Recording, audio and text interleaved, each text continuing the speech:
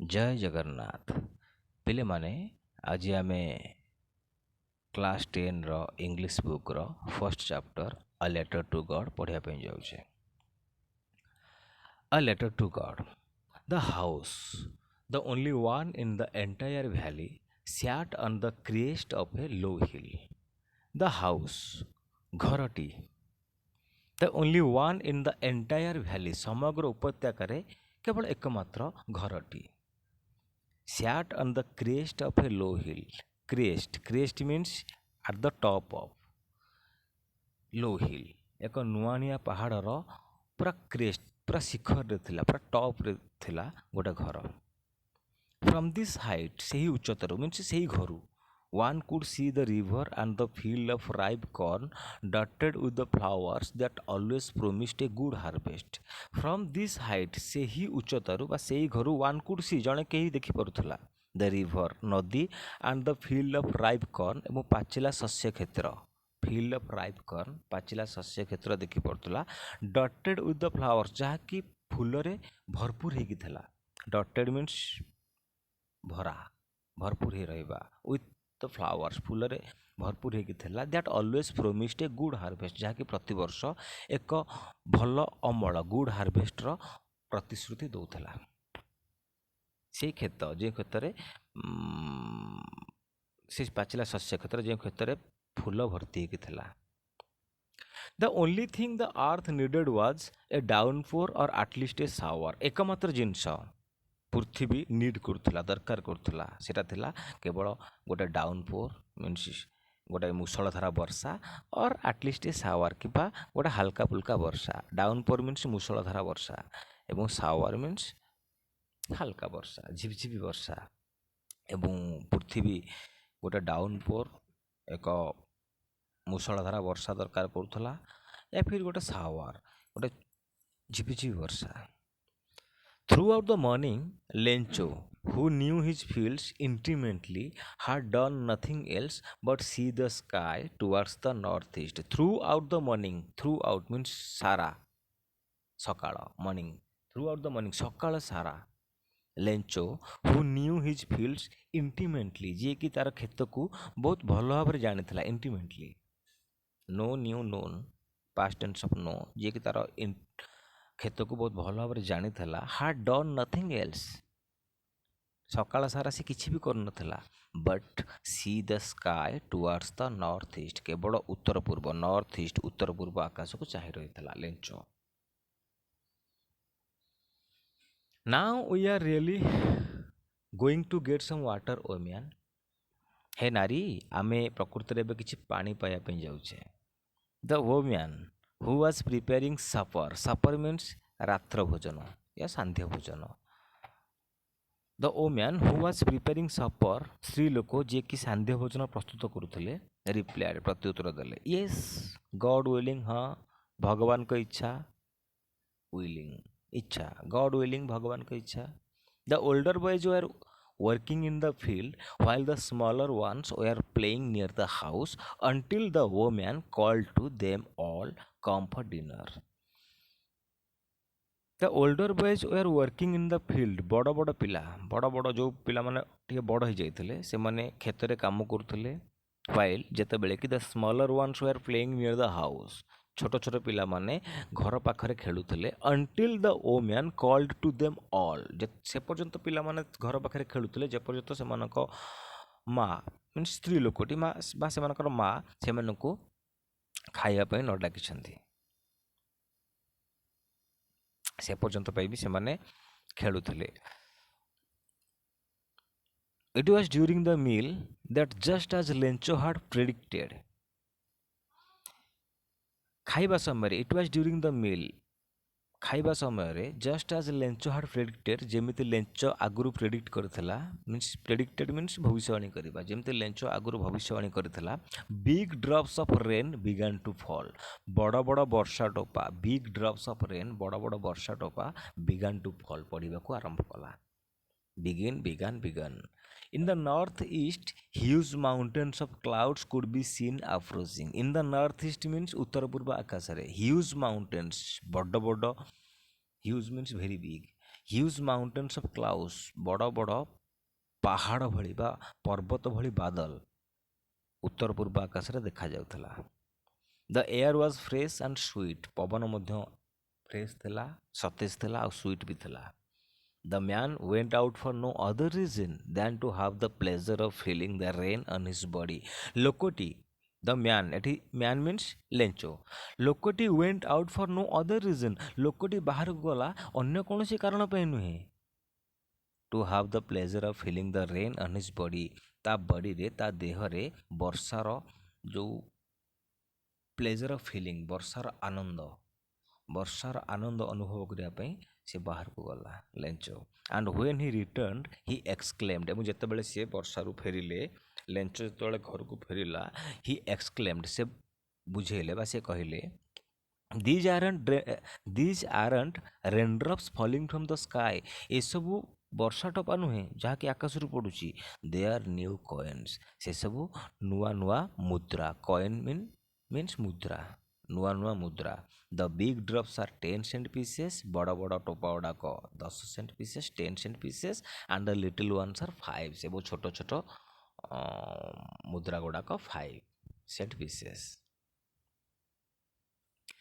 With a satisfied expression, ଏକ ସନ୍ତୋଷଜନକ ଅଭିବ୍ୟକ୍ତି ସହିତ, he regarded the field of ripe corn with its flowers draped in a curtain of rain. With a satisfied expression, ଏକ ସନ୍ତୋଷ ଭରା ଅଭିବ୍ୟକ୍ତିରେ ସେ ତାର ପାଚିଲା ଶସ୍ୟ କ୍ଷେତ୍ରକୁ ଏକ ଡ୍ରେପ୍ଡ ଇନ୍ କର୍ଟେନ୍ ଅଫ୍ ରେନ୍, ବର୍ଷାର ପରଦାରେ ଘୋଡ଼େଇ ହେଇଥିବାର ମନେ କଲା। ସତେ ଯେମିତି ତାର ପାଚିଲା ଶସ୍ୟ କ୍ଷେତ୍ରଟି ବର୍ଷାର ଏକ ପରଦାରେ ଢାଙ୍କି ହେଇଛି। But suddenly a strong wind began to blow, କିନ୍ତୁ ହଠାତ୍ ଏକ ଶକ୍ତ ପବନ ବହିବାକୁ ଆରମ୍ଭ କଲା। And along with the rain very large hailstones began to fall, ଏବଂ ବର୍ଷା ସହିତ ବଡ଼ ବଡ଼ ହେଲଷ୍ଟୋନ୍, ଲାର୍ଜ ମିନ୍ସ ବଡ଼, ହେଲଷ୍ଟୋନ୍ସ ମିନ୍ସ କୁଆପଥର, ବଡ଼ ବଡ଼ କୁଆପଥର ଗୁଡ଼ିକ ପଡ଼ିବାକୁ ଆରମ୍ଭ କଲା। ବିଗାନ୍ ମିନ୍ସ ଆରମ୍ଭ କଲା, ଫଲ୍ ପଡ଼ିବାକୁ ଆରମ୍ଭ କଲା, ବର୍ଷା ସାଙ୍ଗରେ ବଡ଼ ବଡ଼ କୁଆପଥର ମଧ୍ୟ ପଡ଼ିଲା। This truly did resemble new silver coins, ଆଉ ଏଗୁଡ଼ିକ ପ୍ରକୃତରେ ନୂଆ ନୂଆ ରୂପା ମୁଦ୍ରା ଭଳି ଜଣାପଡ଼ୁଥିଲା। ସିଲଭର କଏନ୍, ସିଲଭର ମିନ୍ସ ରୂପା, କଏନ୍ ମାନେ ମୁଦ୍ରା, ରୂପା ମୁଦ୍ରା ଭଳି ଜଣାପଡ଼ୁଥିଲା କୁଆପଥର ଗୁଡ଼ିକ। The boys exposing themselves to the rain ran out to collect the frozen pearls, ଏବଂ ବାଳକମାନେ, ବଏଜ୍ମାନେ ଏକ୍ସପୋଜିଂ ଦେମସେଲ୍ଭସ୍ ଟୁ ଦ ରେନ୍, ବର୍ଷାରେ ସେମାନେ ନିଜକୁ ଏକ୍ସପୋଜ କରିଦେଲେ, ମିନ୍ସ ବର୍ଷାକୁ ସେମାନେ ବାହାରିଗଲେ। Ran out to collect the frozen ପର୍ଲସ୍, ସେଇ ସବୁ ଏଠି ଫ୍ରୋଜେନ୍ ପର୍ଲସ୍ ମିନ୍ସ ହେଲଷ୍ଟୋନ୍, କୁଆପଥର, ସେସବୁ କୁଆପଥର ବା ବରଫ ମୁକ୍ତାକୁ ସଂଗ୍ରହ କରିବା ପାଇଁ ସେମାନେ ବର୍ଷାରେ ନିଜକୁ ଭିଜେଇ ଦେଲେ। ଫ୍ରୋଜେନ୍, ପର୍ଲ ମାନେ ମୁକ୍ତା, ଫ୍ରୋଜେନ୍ ମିନ୍ସ ବରଫ ହେଇଯାଇଥିବା, ଏଠି କୁଆପଥର। It is really getting bad now exclaimed the man, ଲୋକଟି ମିନ୍ସ ଏଠି ମ୍ୟାନ୍ ମିନ୍ସ ଲେଞ୍ଚୋ ଏକ୍ସକ୍ଲେମ୍ଡ, ବୁଝେଇକି କହିଲେ, it is really getting bad now, ବର୍ତ୍ତମାନ ବହୁତ ଖରାପ ହେବାକୁ ଯାଉଛି ପ୍ରକୃତରେ। I hope it passes quickly, ମୁଁ ଆଶା କରୁଛି ଏ ବହୁତ ଶୀଘ୍ର ପାସ୍ କରିଯିବ, ଅତିକ୍ରମ କରିଯିବ। It did not pass quickly, କିନ୍ତୁ ଏହା ଅତି ଶୀଘ୍ର ପାସ୍ କଲାନି, ଅତିକ୍ରମ କଲାନି। ଫର୍ ଆନ୍ ଆୱାର, ଗୋଟେ ଘଣ୍ଟା ପର୍ଯ୍ୟନ୍ତ, ଦ ହେଲ୍ ରେନ୍ଡ ଅନ୍ ଦ ହାଉସ୍, ହେଲ୍ ମିନ୍ସ କୁଆପଥର, ରେନ୍ କୁଆପଥର ବର୍ଷିଲା, ଅନ୍ ଦ ହାଉସ୍ ଘର ଉପରେ, ଦ ଗାର୍ଡେନ୍ ବଗିଚା ଉପରେ, ଦ ହିଲ୍ ସାଇଡ୍ ପାହାଡ଼ ଉପରେ, ଦ କର୍ଣ୍ଣଫିଲ୍ଡ ଶସ୍ୟ କ୍ଷେତ୍ର ଉପରେ, ଅନ୍ ଦ ହୋଲ୍ ଭ୍ୟାଲି ସମଗ୍ର ଉପତ୍ୟକା ଉପରେ କୁଆପଥର ବର୍ଷା ହେବାକୁ ଆରମ୍ଭ କଲା। The field was white as if covered with salt, ଏବଂ କ୍ଷେତଟି ମଧ୍ୟ ଧଳା ଦେଖାଯାଉଥିଲା, as if covered with salt, ସତେ ଯେମିତି ଲୁଣରେ କଭର ହେଇଯାଇଥିଲା।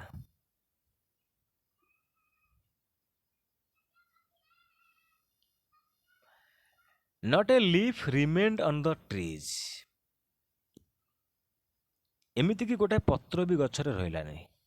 ଦ କର୍ନ ୱାଜ୍ ଟୋଟାଲି ଡେଷ୍ଟ୍ରଏଡ୍, ଶସ୍ୟ ସମ୍ପୂର୍ଣ୍ଣ ଭାବରେ ଧ୍ୱଂସ ପାଇଯାଇଥିଲା, ଡେଷ୍ଟ୍ରଏଡ୍ ମିନ୍ସ ଧ୍ୱଂସ ପାଇଯାଇଥିଲା। The flowers were gone from the plants, ଗଛରୁ ପତ୍ର ମଧ୍ୟ ଝଡ଼ି ଯାଇଥିଲା। ଲେଞ୍ଚୋ soul was filled with sadness. ଲେଞ୍ଚୋ soul means ଆତ୍ମା, ଲେଞ୍ଚୋର ଆତ୍ମା ଦୁଃଖରେ ଭରିଗଲା। When the storm had passed, ଯେତେବେଳେ ଝଡ଼ ଚାଲିଗଲା, he stood in the middle of the field. ସେ ତାର କ୍ଷେତର ମଝିରେ ଠିଆ ହେଇଥିଲା। And said to his sons, ଏବଂ ତାର ପୁଅମାନଙ୍କୁ କହୁଥିଲା, a plague of locusts would have left more than this. ଲେଞ୍ଚୋ ତାର କ୍ଷେତର ମଝିରେ ଠିଆ ହେଇ ତାର ପୁଅମାନଙ୍କୁ କହୁଥିଲା, a plague of locust would have left more than this. ଯଦି ପ୍ଲେଗ୍ ଅଫ୍ ଲୋକାଷ୍ଟ, ପଙ୍ଗପାଳଙ୍କ ଦଳ, ଲୋକାଷ୍ଟ ମିନ୍ସ ପଙ୍ଗପାଳ, ପ୍ଲେଗ୍ ମାନେ ଦଳ। ଏ ପ୍ଲେଗ୍ ଅଫ୍ ଲୋକାଷ୍ଟ, ପଙ୍ଗପାଳଙ୍କ ଦଳ ଯଦି ଆସିଥାନ୍ତେ ବୋଧେ ୟାଠାରୁ ଅଧିକ କିଛି ଛାଡ଼ିଥାନ୍ତେ। The hail has left nothing, ହେଲେ କୁଆପଥର ଝଡ଼ କିଛି ବି ଛାଡ଼ିଲାନି। This year we will have no corn, ଏ ବର୍ଷ ଆମେ କିଛି ବି କର୍ନ ମିନ୍ସ ଶସ୍ୟ ଆମେ ପାଇବାନି, କାରଣ ସବୁକିଛି ଝଡ଼ରେ ନଷ୍ଟ ହେଇଯାଇଛି। That night was a sorrowful one, ସେ ରାତିଟା ଏକ ଦୁଃଖଦ ରାତି ଥିଲା। All our work for nothing, ଆମର ସବୁ କାମ ସବୁ ପରିଶ୍ରମ ବୃଥା ଗଲା। There is no one who can help us, ଏଠି ବି ଏମିତି କେହି ନାହିଁ ଯିଏକି ଆମକୁ ସାହାଯ୍ୟ କରିବ। We shall all go hungry this year, ଏ ବର୍ଷ ଆମେ ସମସ୍ତେ ଭୋକରେ ରହିବା। ଲେଞ୍ଚୋ ଏ କଥାଟି ତାର ଫ୍ୟାମିଲିକୁ, ତାର ପୁଅମାନଙ୍କୁ କହିଲା। But in the hearts of all who lived in that solitary house in the middle of the valley, there was a single hope, help from God. But in the hearts of all, କିନ୍ତୁ ସମସ୍ତଙ୍କ ହୃଦୟରେ, who lived in that solitary house, ଯେ କି ସେଇ solitary means lonely, ଏକମାତ୍ର, solitary, ଯେ କି ସେଇ ଏକମାତ୍ର, ସେଇ ଓନ୍ଲି, ସେଇ ଲୋନଲି ହାଉସ୍ରେ, ସେଇ ଏକମାତ୍ର ଘରେ, ସମଗ୍ର ଉପତ୍ୟକାର ମଝିରେ ଯେଉଁ ଏକମାତ୍ର ଘର ଥିଲା, ସେଇ ଯେଉଁ ଏକମାତ୍ର ଘରେ ରହୁଥିଲେ, ସେ ସମସ୍ତଙ୍କ ହୃଦୟରେ there was a single love, ଏକମାତ୍ର ଆଶା ଥିଲା, ହେଲ୍ପ ଫ୍ରମ୍ ଗଡ୍, ଭଗବାନଙ୍କ ଠାରୁ ସାହାଯ୍ୟ। ଡୋଣ୍ଟ ବି ସୋ ଅପସେଟ୍, ଏତେ ଦୁଃଖୀ ହୁଅ ନାହିଁ। ଇଭେନ୍ ଦୋ this seems like a total loss, ଯଦିଓ ଇଏ ଟୋଟାଲ୍ ଲସ୍ ଲାଗୁଛି, ସବୁକିଛି ନଷ୍ଟ, ସବୁକିଛି ନଷ୍ଟ ହେଇଯାଇଛି, ତଥାପି ଦୁଃଖ କର ନାହିଁ। ରିମେମ୍ବର, ମନେ ରଖ, no one dies of hunger, କେହି କେବେ ଭୋକରେ ମରେନି। ଏକଥା ଲେଞ୍ଚୋ କହୁଛନ୍ତି, ଲେଞ୍ଚୋ ତାର ଫ୍ୟାମିଲିକୁ କହୁଛନ୍ତି ଯେ ଦୁଃଖ କରନି, ମନେ ରଖ, no one dies of hunger, କେହି କେବେ ଭୋକରେ ମରେନି। That's why they say no one dies of hunger, ସେଇଥିପାଇଁ ସେମାନେ କୁହନ୍ତି କେହି କେବେ ଦୁଃଖରେ ମରେନି।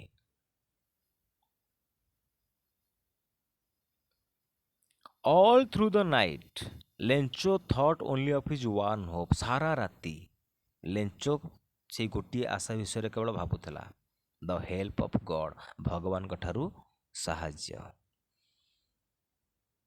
ସେଇ ଭଗବାନ, whose eyes as he had been instructed, ଯାହାଙ୍କର ଆଖି ଦ୍ୱାରା ସେ ପରିଚାଳିତ ହେଉଛି, ସି ଏଭ୍ରିଥିଙ୍ଗ, ସେ ସବୁକିଛି ଦେଖୁଛନ୍ତି।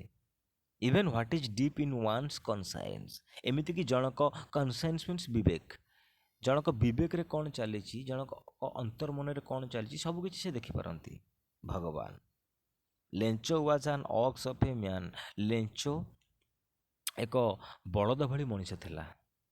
ୱାର୍କିଂ ଲାଇକ୍ ଆନ୍ ଆନିମଲ୍ ଇନ୍ ଦ ଫିଲ୍ଡସ୍, କ୍ଷେତରେ ଏକ ପଶୁ ଭଳି କାମ କରୁଥିଲା। ଥିଲା ତ ମଣିଷ, କିନ୍ତୁ ପରିଶ୍ରମ କରୁଥିଲା ପଶୁ ଭଳି। But steel Hi new how to right, କିନ୍ତୁ ତଥାପି ସେ ଜାଣିଥିଲା ଯେ କେମିତି ଲେଖିବାକୁ ହୁଏ।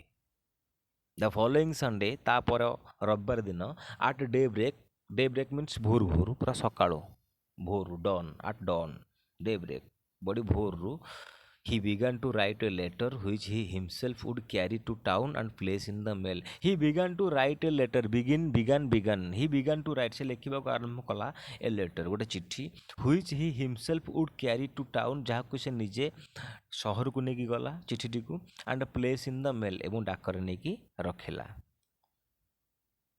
ଡାକରେ ପକେଇଲା। It was nothing less than a letter to God, ଇଏ ଆଉ କିଛି ନଥିଲା, କେବଳ ଭଗବାନଙ୍କ ପାଖକୁ ଏକ ଚିଠି ଥିଲା। God, he wrote, he means ଲେଞ୍ଚୋ, God, if you don't help me, my family and I will go hungry this year. ସେ ଲେଖିଲା, ଚିଠିରେ ଲେଖିଦେଲା ଯେ ଭଗବାନ, if you don't help me, ଯଦି ଆପଣ ଆମକୁ ସାହାଯ୍ୟ ନ କରନ୍ତି, my family and I will go hungry this year. ଏ ବର୍ଷ ମୁଁ ଏବଂ ମୋ ପରିବାର ଭୋକରେ ରହିବୁ। I need 100 pesos in order to sow my field again and to live until the crop comes because the hailstorm। ଲେଞ୍ଚୋ ତାର ଚିଠିରେ ଲେଖିଥିଲା, ଗଡ୍ ଭଗବାନ, ଇଫ୍ ୟୁ ଡୋଣ୍ଟ ହେଲ୍ପ ମି, ଯଦି ଆପଣ ମୋତେ ସାହାଯ୍ୟ ନ କରନ୍ତି, my family and I will go hungry this year, ଏ ବର୍ଷ ମୁଁ ଏବଂ ମୋ ପରିବାର ଭୋକରେ ରହିବୁ। ଆଇ ନିଡ୍ 100 pesos, ମୁଁ 100 ପେସୋ ଦରକାର କରୁଛି, in order to sow my field again.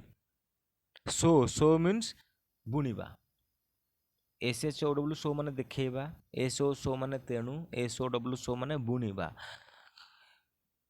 I need 100 pesos in order to sow my field again। ମୁଁ ମୋର କ୍ଷେତରେ ବିହନ ବୁଣିବା ପାଇଁ 100 ପେସୋ ଦରକାର କରୁଛି। And to live until the crop comes, ଏବଂ ଶସ୍ୟ ଆସିଲା ପର୍ଯ୍ୟନ୍ତ ବା ଅମଳ କଲା ପର୍ଯ୍ୟନ୍ତ ବଞ୍ଚିବା ପାଇଁ ମୁଁ 100 ପେସୋ ଦରକାର କରୁଛି। ବିକଜ ଦ ହେଲଷ୍ଟର୍ମ, କାରଣ କୁଆପଥର ଝଡ଼। ଆଉ କିଛି ଲେଖିନଥିଲେ। ତାମାନେ ଜଣେ କେହି ବୁଝିପାରିବ ଯେ ହଁ, କୁଆପଥର ଝଡ଼ ଯୋଗୁଁ କ୍ଷେତର ଶସ୍ୟ ସବୁ ନଷ୍ଟ ହୋଇଯାଇଛି ଏବଂ ତାଙ୍କୁ 100 ପେସୋ ଦରକାର। ହି ରୋଟ୍, ସେ ଲେଖିଲେ, Lencho, to God on the envelope, ଲଫାଫା, ଏନଭେଲପ୍ ମିନ୍ସ ଲଫାଫା, ଲଫାଫା ଉପରେ ସେ ଲେଖିଲେ address the God, put the letter inside, ଚିଠିଟିକୁ ସେ ଲଫାଫା ଭିତରେ ରଖିଲେ। ଆଣ୍ଡ ଷ୍ଟିଲ୍ ଟ୍ରବଲ୍ଡ, ଏବଂ ବହୁତ କଷ୍ଟରେ ୱେନ୍ ଟୁ ଟାଉନ୍, ସହରକୁ ଗଲେ। ଆଟ୍ ଦ ପୋଷ୍ଟ ଅଫିସରେ ପହଞ୍ଚି he placed a stamp on the letter, ଚିଠି ଉପରେ ଏକ ଷ୍ଟାମ୍ପ ଲଗେଇଲେ। And dropped it into the mail box, ଏବଂ ଡାକ ବାକ୍ସରେ ତାକୁ ପକାଇଦେଲେ। One of the employees, post ଅଫିସରେ ଯେତେ ବି ସବୁ ଏମ୍ପ୍ଲୟିଜ୍ ଥିଲେ, ଯେତେ କର୍ମଚାରୀ ଥିଲେ, ସେମାନଙ୍କ ମଧ୍ୟରୁ ଜଣେ, ହୁ ୱାଜ୍ ଏ ପୋଷ୍ଟମ୍ୟାନ୍, ଯିଏକି ଜଣେ ପୋଷ୍ଟମ୍ୟାନ୍ ଥିଲା, ଡାକବାଲା ଥିଲା। And also helped at the post office, ଏବଂ ପୋଷ୍ଟ ଅଫିସରେ ମଧ୍ୟ ସାହାଯ୍ୟ କରୁଥିଲା। ୱେନ୍ ଟୁ ହିଜ୍ ବସ୍ ଲାଫିଂ heartily and showed him the letter to God. ସେ ପୋଷ୍ଟମାଷ୍ଟର ଯିଏକି ପୋଷ୍ଟ ଅଫିସରେ ସାହାଯ୍ୟ କରୁଥିଲେ, ସିଏ ବସ୍ଙ୍କ ପାଖକୁ ଖୁବ୍ ଜୋରରେ, ହାର୍ଟିଲି ମିନ୍ସ ବହୁତ ଜୋରରେ ହସି ହସି ଗଲେ। And showed him the letter to ଗଡ୍, ଏବଂ ତାଙ୍କୁ ସେ ଚିଠିଟିକୁ ଦେଖେଇଲେ, ଯାହାକି ଭଗବାନଙ୍କ ପାଖକୁ ଲେଖାଯାଇଥିଲା। Never in his career as a postman, never in his career as a postman had he known that address। Postman ଭାବରେ ତାର ପୁରା କ୍ୟାରିୟରରେ ସେ କଦାପି ସେ ଆଡ୍ରେସ୍ କେବେ ବି ଦେଖିନଥିଲା। The postmaster, a fat amiable fellow, also broke out ଲାଫିଂ।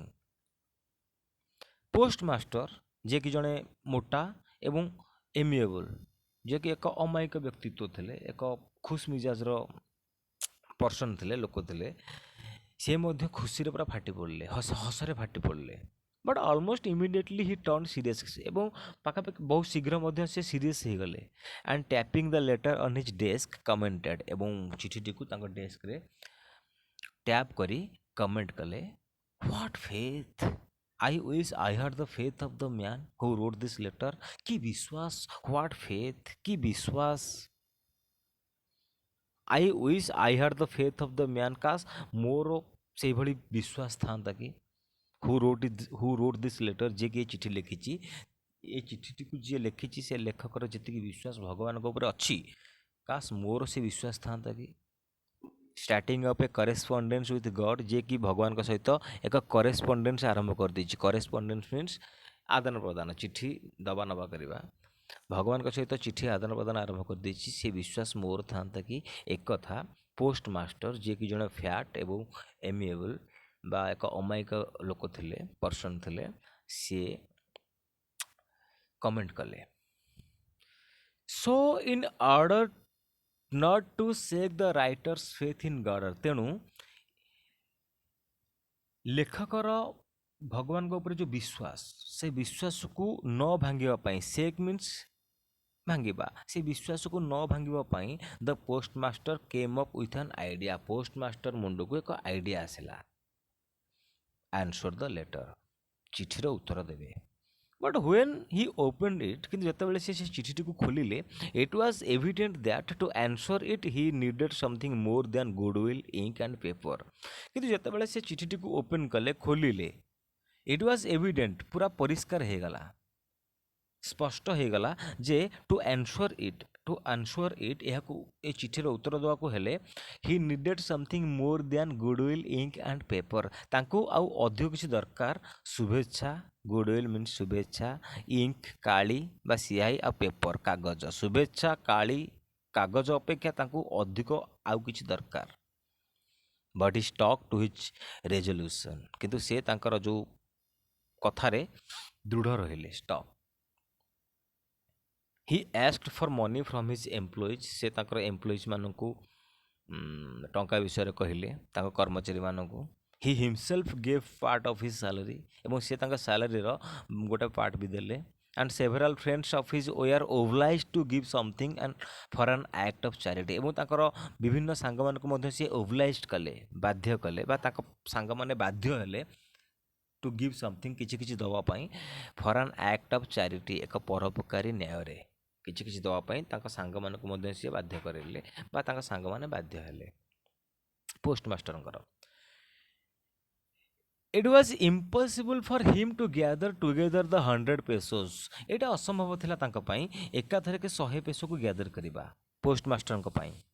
Show he was able to send the farmer only a little more than half, ତେଣୁ ସେ ଚାଷୀ ଲେଞ୍ଚ, ଏଠି ଫାର୍ମର ମିନ୍ସ ଲେଞ୍ଚ ପାଖକୁ ବା ଚାଷୀ ପାଖକୁ ଯେତିକି ସେ ଡିମାଣ୍ଡ କରିଥିଲା 100 ପେସୋ, ଯେତିକି ସେ ଡିମାଣ୍ଡ କରିଥିଲା ତାର ଅଧାରୁ କିଛି ଅଧିକ ପଠାଇବାକୁ ସକ୍ଷମ ହେଲେ। ଏବଲ୍ ଟୁ ମାନେ ସକ୍ଷମ ହେବା, ଅଧାରୁ କିଛି ଅଧିକ ପଠାଇବାକୁ ସକ୍ଷମ ହେଲେ। He put the money in an envelope address two ଲେଞ୍ଚୋ, ସେ ଟଙ୍କାଟିକୁ ଲଫାଫାରେ ରଖିଲେ ଏବଂ ଆଡ୍ରେସ୍ ଲେଞ୍ଚର ଦେଲେ।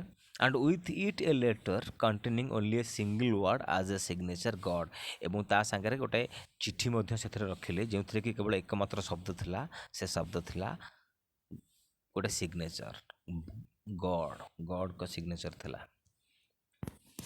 ଦ ଫଲୋଇଂ ସଣ୍ଡେ, ତାପର ରବିବାର ଦିନ Lencho came a bit earlier than usual to ask if there was a letter for him. ତାପର ରବିବାର ଦିନ ଲେଞ୍ଚୋ ଟିକେ ଶୀଘ୍ର ପଳେଇ ଆସିଲା, ସବୁଦିନ ଅପେକ୍ଷା ସେଦିନ ଟିକେ ଜଲ୍ଦି ଶୀଘ୍ର ପଳେଇ ଆସିଲା ପୋଷ୍ଟ ଅଫିସକୁ, ଏଇଆ ପଚାରିବା ପାଇଁ ଯେ ପ୍ରକୃତରେ ତା ପାଇଁ କିଛି ଚିଠି ଆସିଛି କି ନାହିଁ ବୋଲି। It was the postman himself who handed the letter to him, ଆଉ ଇଏ ସେଇ ପୋଷ୍ଟମ୍ୟାନ୍ ନିଜେ ଥିଲା ଯିଏକି ଲେଞ୍ଚ ହାତକୁ ଚିଠିଟିକୁ ବଢ଼ାଇ ଦେଲା। While the postmaster experiencing the contentment of a man who has performed a good deed looked on from his office, ଯେତେବେଳେ ପୋଷ୍ଟମ୍ୟାନ୍ ଲେଞ୍ଚ ହାତକୁ ଚିଠିଟି ବଢ଼ାଇ ଦେଉଥିଲେ ସେତେବେଳେ ପୋଷ୍ଟ ମାଷ୍ଟର ଯିଏକି ତାଙ୍କ ଅଫିସରେ ଥିଲେ, ଅଫିସରୁ ଥାଇ ସିଏ ଏସବୁ ଘଟଣାକୁ ନିଜ ଆଖିରେ ଦେଖୁଥିଲେ ଏବଂ ମନ ଭିତରେ ଏକ କଣ୍ଟେଣ୍ଟମେଣ୍ଟ, ସାଟିସ୍ଫ୍ୟାକ୍ସନ୍ ଏକ୍ସପିରିଏନ୍ସ କରୁଥିଲେ, ଅନୁଭବ କରୁଥିଲେ, ଏକ ଭଲ କାମ କରିଥିବାରୁ ଗୋଟେ ଲୋକ ଗୁଡ୍ ଡିଡ୍ ମିନ୍ସ ଭଲ କାମ, ଏକ ଭଲ କାମ କରିଥିବାରୁ ମନ ଭିତରେ ଏକ କଣ୍ଟେଣ୍ଟମେଣ୍ଟ ଥିଲା, ଏକ ସାଟିସ୍ଫ୍ୟାକ୍ସନ୍ ଥିଲା। Lencho showed not the slightest surprise on seeing the money, ଟଙ୍କା ଦେଖିକି ଲେଞ୍ଚୋ ଟିକେ ବି ସରପ୍ରାଇଜ୍, ଟିକେ ବି ଆଶ୍ଚର୍ଯ୍ୟ ହେଲାନି। ସଚ୍ ୱାଜ୍ ହିଜ୍ କନଫିଡେନ୍ସ, ଯେମିତିକି ସେ ଆଗରୁ ଜାଣିଥିଲା ଯେ ହଁ ଟଙ୍କା ଆସିବ।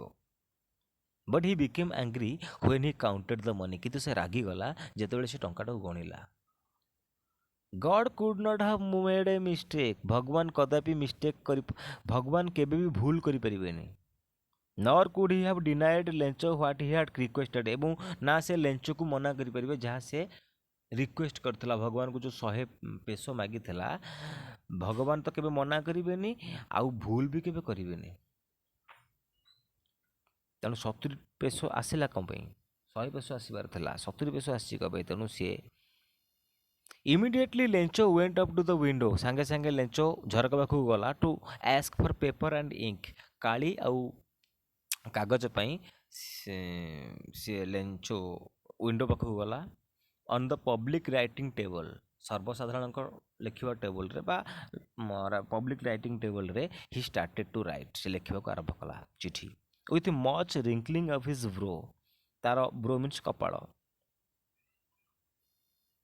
तार कपाळକୁ ଟିକେ ବେଶୀ ରିଙ୍କଲିଂ କରି मीन्स कुंचुकुचिया रिंकलिंग माने रिंकल मीन्स कुंचुकुचिया caused by the effort he had to make to express his idea तार आइडिया को एक्सप्रेस करने पे से जो एफर्ट करुला जो चेष्टा करुला जो कि तार कपाଳରେ एक रिंकलिंग सृष्टि होता से ब्रोरे रिंकलिंग को नहीं से तार चिठी लिखा आरंभ कला व्हेन ही फिनिश्ड जितेबाला से शेष कला लिखा शेष कला he went to the window झरका पाखक से गला टू बाय ए स्टाम्प गोटे स्टाम्प किणापी ह्विच हि लिक्ड जहाँ से जीभर चाटिला and then affixed to the envelope with a blow of his fist तापर सी लफाफा उपर से स्टाम्प टाक सी तार फिस्ट मीन्स तार मुठा हाथ मुठार साहाय्य लगेदेला the moment the letter fell into the mail box जो मुहूर्त चिठीटी मेल बॉक्स मीन्स डाक बक्स पड़ा the postmaster went to open it postmaster जनक ताको खोलिया गले चिठीटी को it is said it means the letter said चिठी लिखाई God of the money that I asked for कहला भगवान हे भगवान जो टंका पे मु आपन को कही ओनली 70 पेसोस रिच्ड मी केवल 70 पेसो मो पाखे पहुँचला सेंड मी द रेस्ट अवशिष्ट टंकाटा को मते प्लीज पठे दिंतु भगवान since I need it very much कारण मु बहुत दरकार करुँची टंका but don't send it to me through the mail किंतु डाकरे जमा भी पठावतुनि प्लीज बिकज कारण the post office employees are a bunch of crooks Lencho कारण पोस्ट ऑफिस कर्मचारी माने होचंती दले असाधु कर्मचारी बंच ऑफ क्रूक्स मीन्स असाधु कर्मचारी लेंच पिले माने मु भाबुची तम माने विषयटी को बहुत भल भाव बुझीपार ताहले आज आम मु रोची पुणी आउ गोटे वीडियो रे आम देखा आउ गोटे नुआ चैप्टर सहित till then keep smiling be relax good day.